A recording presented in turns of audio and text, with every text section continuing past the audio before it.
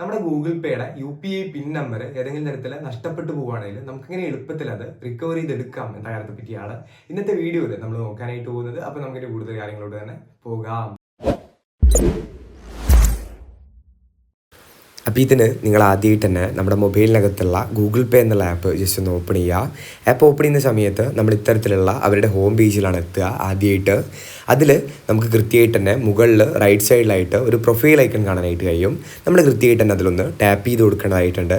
അതിൽ ടാപ്പ് ചെയ്യുന്ന സമയത്ത് നമ്മൾ ഇത്തരത്തിൽ നമ്മുടെ പ്രൊഫൈൽ പേജിലോട്ടെത്തും.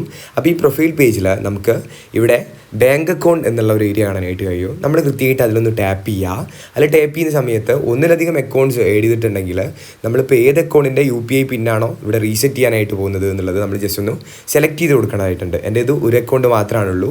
അതുകൊണ്ട് ഞാനതിൽ ടാപ്പ് ചെയ്യുന്ന സമയത്ത് ഡയറക്റ്റ് ഇത്തരത്തിലുള്ള ഒരു പേജിലോട്ടാണ് എത്തുക. അപ്പോൾ ഈ പേജിൽ നമുക്ക് കൂടുതലായിട്ട് നമ്മുടെ അക്കൗണ്ട് ഡീറ്റെയിൽസ് കാണാനായിട്ട് കഴിയും. നമ്മുടെ ബാങ്ക് അക്കൗണ്ടിൻ്റെ നെയിമും മറ്റു കാര്യങ്ങളൊക്കെ ഇവിടെ കാണാനായിട്ട് കഴിയും ഫസ്റ്റിലായിട്ട്. അപ്പോൾ അതിൽ കൃത്യമായിട്ട് തന്നെ ഒന്ന് ടാപ്പ് ചെയ്ത് കൊടുക്കുകയാണ്. അപ്പോൾ വീണ്ടും നമ്മൾ ഇത്തരത്തിലുള്ള ഒരു പേജിലോട്ട് എത്തും. അപ്പോൾ ഇവിടെ കൂടുതലായിട്ട് പിന്നും ഡീറ്റെയിൽസ് കാണാനായിട്ട് കഴിയും നമ്മുടെ അക്കൗണ്ടിൻ്റെ. അപ്പോൾ ഈ പേജിൽ താഴെയായിട്ട് നമുക്ക് ഫോർഗോട്ട് UPI പിൻ എന്നുള്ളൊരു ഓപ്ഷൻ കാണാനായിട്ട് കഴിയുന്നുണ്ട്. നമ്മൾ കൃത്യമായിട്ട് അതിലൊന്ന് ടാപ്പ് ചെയ്ത് കൊടുക്കുക. പിന്നീട് നമ്മുടെ ATM കാർഡ് ഡീറ്റെയിൽസ് ഇവിടെ നമ്മൾ എൻ്റർ ചെയ്ത് കൊടുക്കേണ്ടതായിട്ടുണ്ട്. നമ്മുടെ ATM കാർഡിൻ്റെ അവസാനത്തെ 6 അക്ക നമ്പർ ഫസ്റ്റ് ബോക്സിൽ എൻ്റർ ചെയ്ത് കൊടുക്കുക.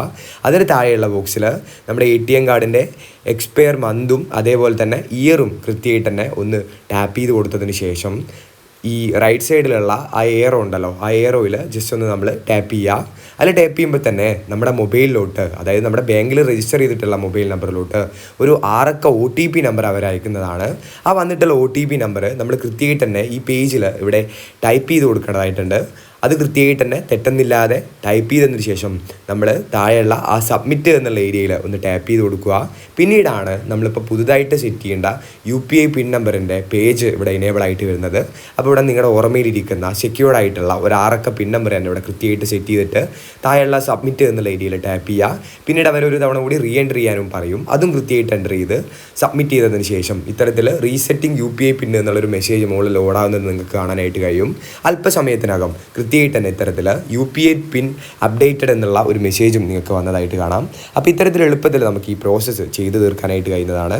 നമ്മുടെ വീഡിയോ ഇത്ര മാത്രമേ ഉള്ളൂ. ഈ വീഡിയോ നിങ്ങൾക്ക് ഉപകാരപ്രദമാണെങ്കിൽ ഒന്ന് ലൈക്ക് ചെയ്ത് പോവുക. അതേപോലെ നമ്മുടെ ചാനൽ സബ്സ്ക്രൈബ് ചെയ്യുന്ന കാര്യം കൂടി ഒന്ന് പരിഗണിച്ച് പോവുക.